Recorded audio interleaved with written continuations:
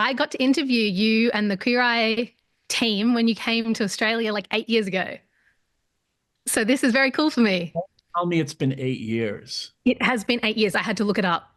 It's embarrassing Almost. that I haven't been back since, if I'm honest. I know. What's going on?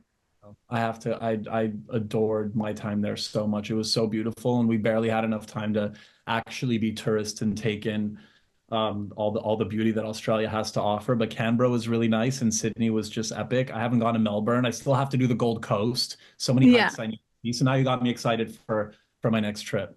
Yes, please. You'll have to come back. We'd love to have you. Maybe you could get some Australian guests on your show.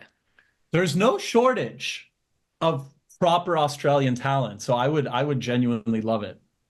Do you have any dream Aussie guests? Just because I kind of want to bro it out with Chris Hemsworth, Yeah. especially watching. I know this is cross promotion, but I genuinely love the show Limitless on National Geographic. Yeah. Season one blew me away. I just think he's like such a fascinating character who's just so fearless and like down for anything. It would be fun to kind of. I hope that there will be a lot of like physicality involved. But I don't know. Honestly, selfishly, it's more about being in the country and exploring the food traditions and like now I'm thinking and my brain is going because I'm ADD and it's sort of like Vegemite. Like, let's talk about the history of that. How did that become a thing? Why is it so beloved and adored? Far better than Marmite, by the way. Sorry, Thank you. Brits. And yet it's not appreciated in any other country. It's so hyper, like specifically localized. I heard that it had something to do with during the war, it was dropped off in planes and the world's richest source of vitamin B, I believe. But it's I like, think what? so. But like, was there a depletion? Like, were people not having enough vitamin B? What were the side effects? Anyway, sorry. I'm already writing a whole other episode. We just have to figure out the talent. But Excellent. All right. We're ready to yeah, get you down here. Well, we should probably kind of intro more to the show. I imagine for someone who loves food and travel and people, this was just the dream show for you. it was the dream show and the dream hoax. I convinced National Geographic to basically bankroll my world travels, and I got to go with like really exciting famous people along the way as well. No, but seriously, I mean, it's truly it's something that really does check all the boxes for me as much as I have loved doing Queer Eye and it's afforded me a life beyond my wildest dreams. I'm constantly trying to figure out sort of like what's the next thing? How can we tell more diverse stories? How can we kind of like expand on that? People have had a chance to see me in a very certain capacity, usually hyperactive with the other four Muppets and very emotional and heart opening. But I think, I'm someone who's traveled since I was really young. I was raised in a very diverse community in Montreal, and travel and diversity exposure are both very important to me. And to get to be able to do that in a professional capacity in a really meaningful way with the parent company of the magazine that I read religiously growing up with the classic yellow border is just still like, if I think about it too much, I'm just going to well up. So it's truly a dream come true. Yeah, I can imagine. Was this something that you'd been mulling over for a while or yeah. It was meetings that I had early on for a concept that was similar enough, and then it's sort of like dating. It's like you get to talk to people and you talk about what you value and what's important and what you want to do and what you will and what you won't. I'll almost do anything. And having the meeting with Nat Geo and then pairing me with Studio Ramsey, it was sort of like, okay, this is going to be a great three-way relationship where we sort of like all wanted the same thing. And then they brought up the idea of bringing celebrities on this journey with us, which I think is fascinating because I think we all know these people from their movies and the different projects that they've been in. But for a lot of us, they're concepts. They're not these individuals who are going through this like very personal, intimate journey. So to be able to do that, it's fascinating. And to get even more personal, every episode starts out with sort of like, tell us about the dish. Like, what's the one thing you had when you were a kid that you remember that shaped you? Was it at a special occasion, during Christmas, at a bar mitzvah, or was it like the thing that your mom made for you for lunch when you came home from school? It doesn't matter. It just has to be personal. And then we do this like elaborate deep dive into their country. We go to their literal country of origin, take apart the dish and the elements and explore what was going on historically, meet historians and genealogists along the way, and go on just like the most, for lack of a better word, epic journey ever. Absolutely. I honestly, I didn't expect it to be as emotional as it was. Like when I was watching Nora, who most of us would know as Awkwafina, when I was watching her episode, with the seaweed soup and meeting her late mum's childhood friends, did you expect it to be that emotional? There were definitely more tears in that episode than anywhere else. I was definitely aware of the sensitivity of the fact that Nora hadn't been back to South Korea since her mom passed away, which was going to be very understandably a loaded situation. None of the guests on our show knew what they were doing on a day-to-day basis, and they signed up for that. And I was very honest with them. I was like, I promise our only intention is to make this feel like a gift, but to make this fun and exciting, we're not telling you what we're doing.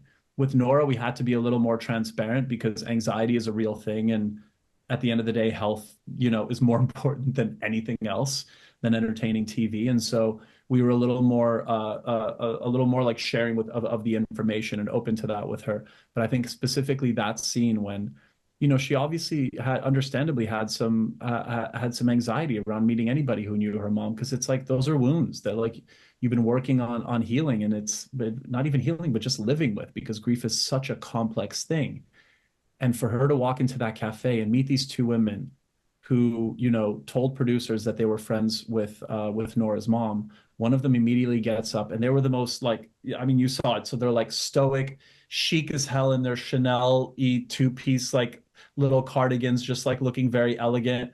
And for them to turn into little schoolgirls talking about how much they adored Nora's mom, how much Nora looks like her, competing over like who was her better friend, and like, no, I knew her when she was dating this boy. And when we went to the museum that one day and she wrote this one, like a cute little card with a heart, like it was the most endearing, sweet, humanizing thing ever.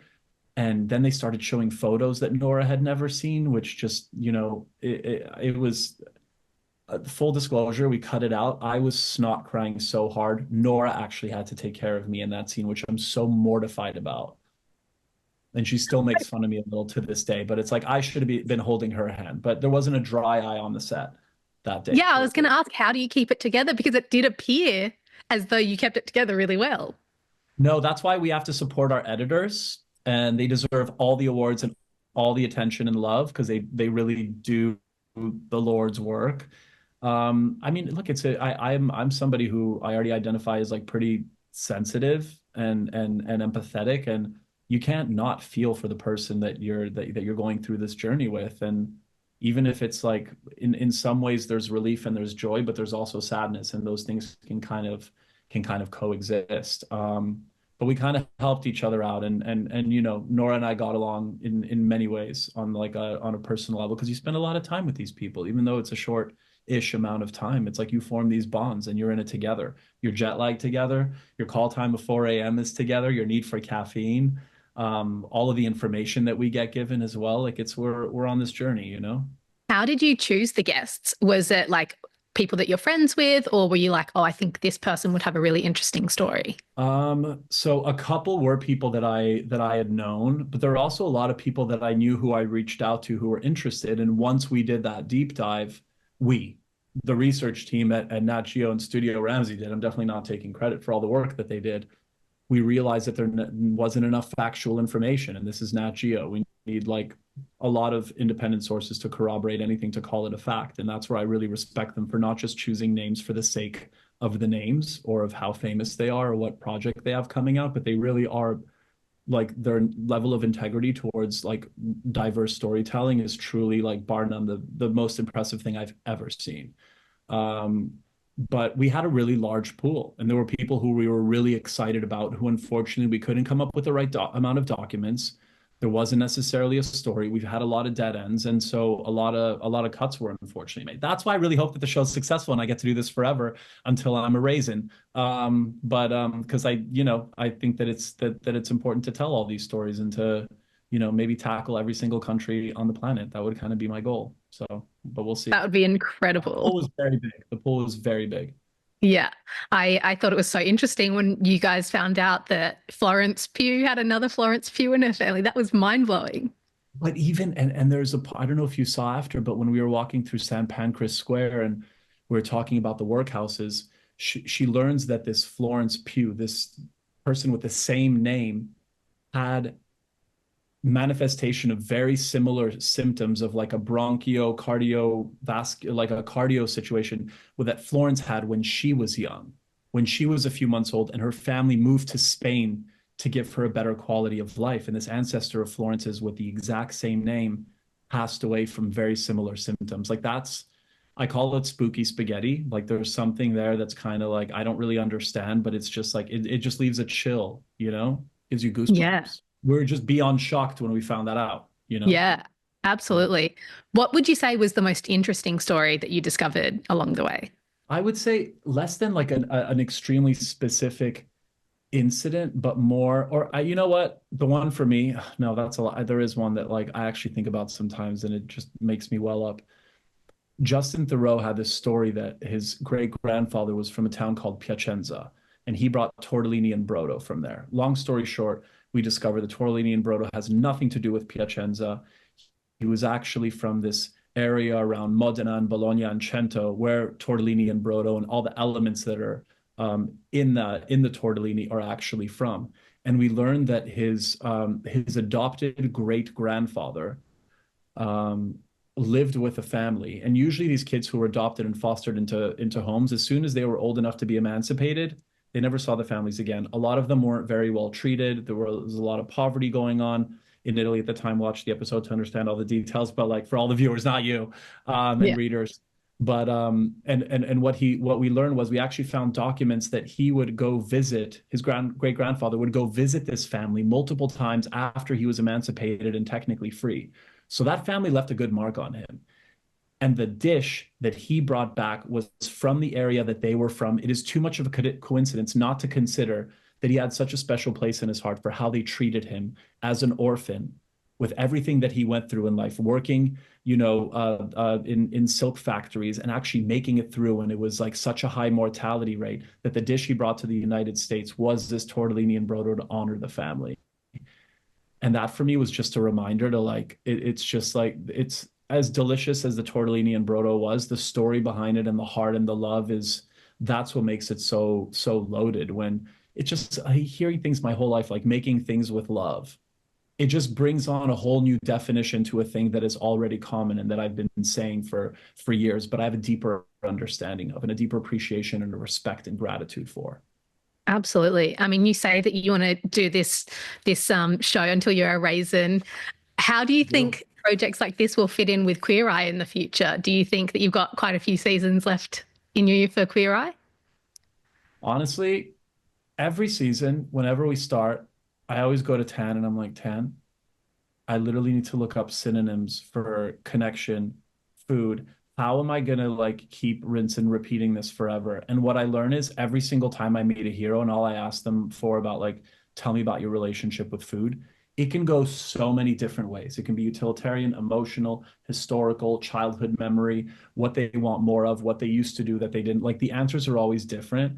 And it kind of trails back to the first opening line that I said in season one, episode one of Queer Eye is like the more you get to know someone, the harder it is to like dislike them because you get to learn that they're not a concept, that they're an individual with a beating heart and they have their story, even if you don't agree with them. It's not about crossing that line of ideology or whatever it is, but it's just about understanding them as an individual who has their hopes and their dreams and their aspirations and all that kind of stuff. And so my point is every single hero that I made that I get to meet on Queer Eye, I'm reminded that like what we do has importance. I still have a lot of learning to do about different perspectives and different ways of thinking, especially in the political climate in the United States right now. And I think that we have to continue to tell those stories, and we need to take advantage of the fact that we have this platform to tell diverse stories and to on so many levels, whether it's members of the LGBTQIA plus population or the immigrant story, like just anything and everything. We just have to we've done 9 seasons, but it's a sliver of the human experience, and we have to continue telling those stories. It's Yeah. paramount. And, you can meld your show with that show, more of like things like the Japan episodes and things. I Yeah. was about to say, I don't know how quickly Disney and Netflix are going to be joining forces, but they both serve their purpose, you know? Yeah. That's true.